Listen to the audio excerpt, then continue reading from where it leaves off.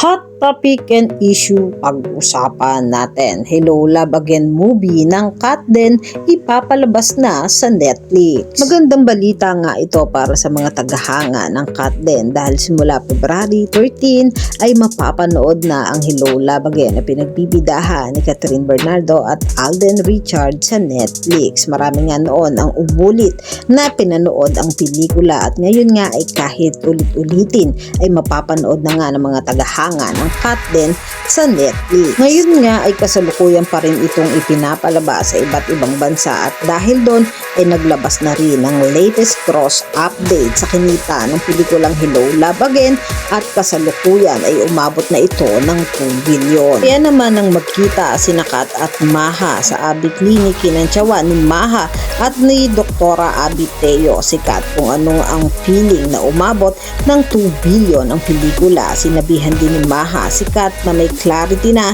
sa buhay nito. Kaya naman palaisipan kung ano at sino nga ba ang sinasabi ni Mahang clarity sa buhay ni Kat. Talang sa latest update naman ni Kat sa kanyang social media account, kasama din ni Kat si Maha na todo workout ang dalawa. Makikita talaga na maintain ni Kat ang kanyang kaseksihan at healthy body. Samantalang nakatanggap naman si Kat at Alden ang award sa 2024 Tag Victorious Award Chicago as Male and Female Celebrity of the Year. Kaya naman pagpasok pa lang ng taong 2025 ay todo blessing na nga ang natatanggap ng Kat din. Kayo mga katambalan, ano ang masasabi nyo? Mag-comment lang sa comment section at pag-usapan natin.